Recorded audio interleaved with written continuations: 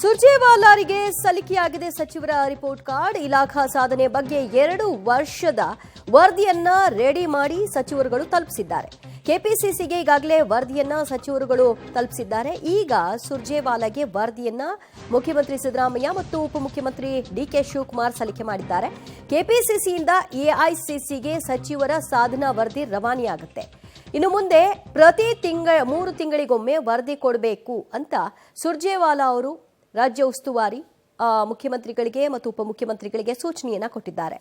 ಈಗ ಯಾರ್ಯಾರು ಯಾವ್ಯಾವ ರೀತಿಯ ಪರ್ಫಾರ್ಮೆನ್ಸ್ ಮಾಡಿದ್ದಾರೆ, ತಮ್ಮ ಇಲಾಖಾ ಸಾಧನೆಗಳೇನು, ಇಲ್ಲಿವರೆಗೂ ಏನೆಲ್ಲ ಅಭಿವೃದ್ಧಿ ಕೆಲಸಗಳನ್ನ ಮಾಡಿದ್ರಿ, ಅನುದಾನವನ್ನು ಯಾವ ರೀತಿ ಬಳಕೆ ಮಾಡ್ಕೊಂಡಿದ್ದೀರಿ, ಮತ್ತು ನಿಮಗೆ ಗ್ರೇಸ್ ಮಾರ್ಕ್ಸ್ ಕೊಡುವಂತಹ ನಿಟ್ಟಿನಲ್ಲಿ ಏನಾದರೂ ಕೆಲಸಗಳು ಆಗಿದೆಯಾ ಇತ್ಯಾದಿ ವರದಿಯನ್ನ ಈಗ ಸ್ವತಃ ಸಚಿವರುಗಳೇ ನಾವು ಏನೇನು ಮಾಡಿದ್ದೀವಿ ಅಂತ ಕೆಪಿಸಿಸಿಗೆ ಸಲ್ಲಿಕೆ ಮಾಡಿದ್ದಾರೆ.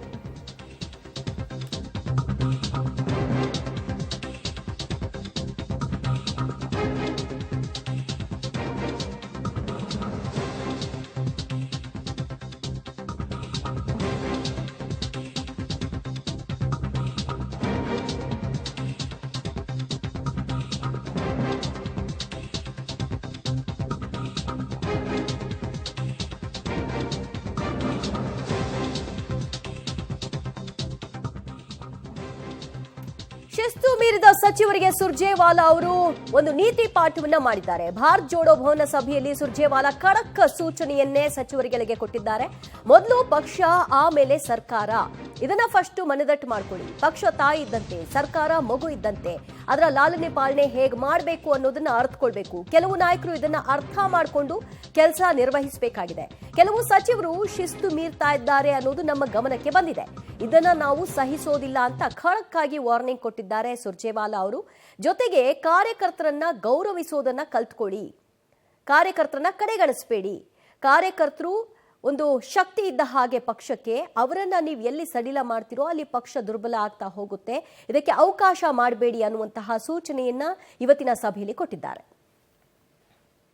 ಮತ್ತಷ್ಟು ಮಾಹಿತಿ ಪಡೆಯೋಣ ನಮ್ಮ ಪ್ರತಿನಿಧಿ ಸುಖೇಶ್ರಿಂದ. ಸುಖೇಶ್, ಸುರ್ಜೇವಾಲಾರಿಗೆ ಒಂದಷ್ಟು ರಿಪೋರ್ಟ್ಗಳನ್ನ ಕೊಡ್ಲಿಕ್ಕೆ ರೆಡಿ ಆಗಿದ್ರು, ಆದ್ರೆ ಸುರ್ಜೇವಾಲಾ ಅವರು ರಿವರ್ಸ್ ಆಗಿ ಏನ್ ಕೊಟ್ಟಿದ್ದಾರೆ ಇವತ್ತು ಸಚಿವರುಗಳಿಗೆ?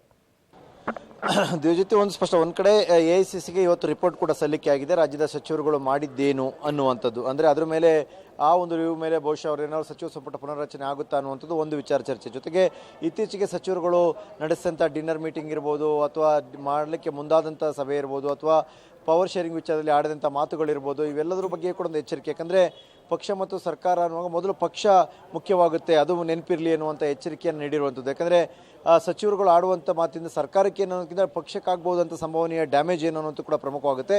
ಈ ಕಾರಣಕ್ಕಾಗಿ ಪಕ್ಷದ ಬಗ್ಗೆ ಅಥವಾ ಪಕ್ಷದ ಉಳಿವಿಗಾಗಿ ಅಥವಾ ಪಕ್ಷದ ವಿಚಾರದಲ್ಲಿ ಡ್ಯಾಮೇಜ್ ಆಗದ ರೀತಿಯಲ್ಲಿ ಹೇಗೆ ನೀವು ಕೆಲಸ ಮಾಡಬೇಕು ಅನ್ನುವಂಥ ಎಚ್ಚರಿಕೆಯ ಸಂದೇಶವನ್ನು ಸುರ್ಜೇವಾಲಾ ಅವರು ಇವತ್ತಿನ ಸಭೆಯಲ್ಲಿ ಕೂಡ ಕೊಟ್ಟಿರೋದು. ಯಾಕಂದರೆ ಗಾಂಧೀಜಿ ಕುರಿತಾದಂಥ ಕಾರ್ಯಕ್ರಮಕ್ಕೆ ಪೂರ್ವ ಸಿದ್ಧತೆ ಸಭೆ ಆದರೂ ಕೂಡ ಇದಕ್ಕೆ ಬರುವಂಥ ಸಂದರ್ಭದಲ್ಲಿ CLP ಮೀಟಿಂಗ್ ಕೂಡ ಕರೆದಿದ್ದಾರೆ ಇವತ್ತು ಸಂಜೆ. ಆ ಸಭೆಯಲ್ಲಿ ಸಾಕಷ್ಟು ವಿಚಾರಗಳು ಚರ್ಚೆಗೆ ಬರುತ್ತೆ. ಚರ್ಚೆಗೆ ಮುಂಚಿತವಾಗಿ ಸಚಿವರುಗಳಿಗೆ ಒಂದು ಎಚ್ಚರಿಕೆಯನ್ನು ಕೊಡಬೇಕಿತ್ತು. ಏನು ವಿಚಾರ ನಡ್ಕೊಳ್ತಿದ್ದೀರಿ, ಹೇಗೆ ನಡ್ಕೊಳ್ತಿದ್ದೀರಿ ಅನ್ನುವಂಥ ವಿಚಾರಕ್ಕೆ, ಅದಕ್ಕೆ ಬಹುಶಃ ಎಚ್ಚರಿಕೆಯನ್ನು ಕೊಟ್ಟಂತೆ ಕಾಣಿಸ್ತಾ ಇದೆ. ದಿವ್ಯಜ್ಯೋತಿ, ಸುಖೇಶ್ ಸಂಪರ್ಕದಲ್ಲಿರಿ, ಮತ್ತಷ್ಟು ಮಾಹಿತಿ ನಿಮ್ಮಿಂದ ಪಡೆದುಕೊಳ್ತೀವಿ.